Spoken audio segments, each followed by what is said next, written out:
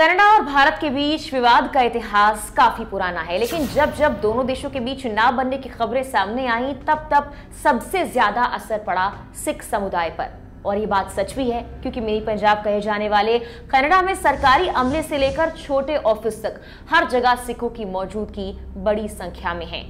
गौर करने वाली बात तो यह है कि सिखों की बढ़ती संख्या और प्रभाव को उपलब्धि की तरह दर्शाते हुए साल 2016 में ही जस्टिन ट्रूडो, जो कि कनाडा के पीएम हैं, उन्होंने कहा था कि हमारे कैबिनेट में मोदी कैबिनेट से भी ज्यादा सिख हैं।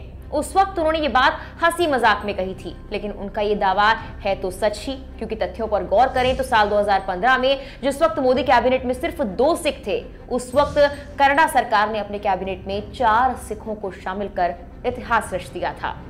कनाडा के 388 सांसदों में से 18 सिख हैं। इनमें से 8 सीटों पर पूरी तरह से सिखों का नियंत्रण है और 15 अन्य सीटों पर वो महत्वपूर्ण भूमिका निभाते हैं। यही वजह है कि कोई भी राजनीतिक दल कनाडा में इस वक्त इस समुदाय को नाराज नहीं करना चाहता। कनाडा में सिख सबसे तेजी से बढ़ते समूहों में से एक है। ईसाई, मुस्लिम और हिंदू के बाद सिख देश का चौथा सबसे बड़ा धार्मिक समूह है। उनकी आबादी ओटारियो, ब्रिटिश कोलंबिया और अल्बर्टा में केंद्रित है। साथ ही कनाडा में अंग्रेजी और फ्रेंच के बाद पंजाबी तीसरी सबसे लोकप्रिय भाषा है। परिवहन की बात कर ली जाए या बैंकिंग क्षेत्र की या फिर गैस स्टेशन, जितने भी सफलता पूर्वक चलने वाले व्यवसाय हैं कनाडा में, उनमें सबसे ज्यादा भागीदारी सिखों की ही है और वक्त के साथ सिखों की संख्या भी कनाडा में बढ़ती जा रही है। एक रिपोर्ट की माने तो भारत के बाद सबसे ज्यादा सिख आबादी वाला देश कनाडा ही है। साल 2021 की कनाडाई जनगणना के अनुसार देश की आबादी में सिखों की हिस्सेदारी 2.1% है।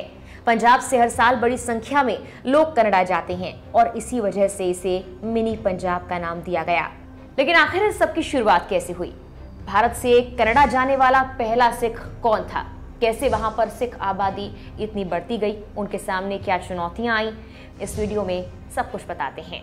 इंडियन एक्सप्रेस की एक रिपोर्ट के मुताबिक 19वीं सदी के अंत में सिखों ने विदेशों में प्रवास करना शुरू कर दिया, क्योंकि वो ब्रिटिश साम्राज्य के लिए काम कर रहे थे। वो उनकी सशस्त्र सेवाओं में शामिल थे। इस रिपोर्ट के मुताबिक ये बताया गया है कि जहां भी साम्राज्य का विस्तार हुआ, खासकर सुदूर पूर्व चीन, सिंगापुर, फिजी और मलेशिया और पूर्वी अफ्रीका, वहां पर सिख गए। कनाडा में सिखों का आगमन 1897 में महारानी विक्टोरिया की हीरक जयंती के साथ शुरू हुआ। ब्रिटिश भारत सेना में एक रिसालदार मेजर कैसूर सिंह को उस वर्ष देश में आने वाला पहला सिख निवासी माना जाता है। वो हांगकांग रेजिमेंट के हिस्से के रूप में वैंकूवर पहुंचे। सिख सैनिकों के पहले समूह में से थे, जिसमें जयंती मनाने के लिए रास्ते में चीनी और जापानी सैनिक भी शामिल थे।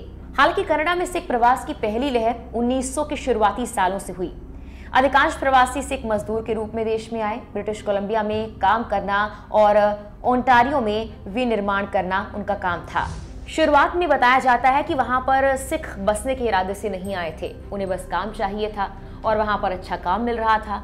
शुरुआत में आने वाले अप्रवासियों की संख्या भी काफी कम थी, शायद 5000 कुछ, लेकिन वक्त के साथ ये बढ़ती गई। मेल्विन एम्बर द्वारा संपादित encyclopedia of diaspora, immigrant and refugee cultures around the world के अनुसार अप्रवासी क्लासिक प्रवासी थे, जो 3 से 5 साल से ज्यादा नहीं रहने और जितना संभव हो अपनी बचत का ज्यादा हिस्सा घर भेजने का इरादा रखते थे। धीरे धीरे इन प्रवासियों को आराम से काम मिलता गया और वो इस देश में बसने भी लगे, लेकिन उन्हें तब दुश्मनी का सामना करना पड़ा जब वहां यानी कनाडा में रहने वाले लोगों को ये लगा कि उनकी नौकरियां ये लोग छीन रहे हैं। इतना ही नहीं, सिखों को नस्लीय और सांस्कृतिक पूर्वाग्रहों का भी सामना करना पड़ा। देश में जैसे जैसे सिखों की संख्या बढ़ती गई, स्थिति और बिगड़ती गई। ऐसे हालात में जन दबाव बढ़ रहा था। कनाडा की सरकार को इस पर विचार करना था कि सिखों की संख्या बढ़ती जा रही है और कनाडा में रहने वाले लोग इससे परेशान हैं, क्योंकि उनको लगता है कि उनकी नौकरियां खत्म हो जाएंगी। ऐसे में कनाडा सरकार ने अब कनाडा आने वाले इस तरह के सिख प्रवासियों पर कड़े नियम कानून लागू करना शुरू कर दिया। एक लेख के मुताबिक एशियाई प्रवासियों के लिए $200 की राशि, जो एक विशिष्ट सेवा के लिए काफी ज्यादा मानी जाती है और केवल अपने मूल देश से निरंतर यात्रा के माध्यम से कनाडा पहुंचने के लिए अनिवार्य कर दिया गया। और इसका रिजल्ट ये हुआ कि 1908 के बाद धीरे धीरे कनाडा पहुंचने वाले सिख प्रवासियों की संख्या कम होती चली गई। ये घटकर 2500 से प्रतिवर्ष केवल कुछ दर्जन तक ही रह गई। इसी दौरान कोमागाटा मारू की घटना घटी। 1914 में एक जापानी स्टीमशिप जिसे कोमागाटा मारू के नाम से जाना जाता था, वैंकूवर के तट पर पहुंचा। इसमें 376 दक्षिण एशियाई यात्री सवार थे, जिनमें से अधिकांश सिख थे।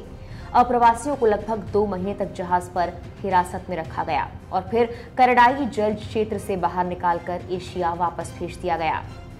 Canadian museum of human rights की रिपोर्ट के मुताबिक एक बार जब जहाज भारत पहुंचा तो ब्रिटिश अधिकारियों और यात्रियों के बीच विवाद शुरू हो गया। अधिकारियों को संदेह था कि यात्री क्रांतिकारी थे और गड़बड़ी करने आ रहे थे।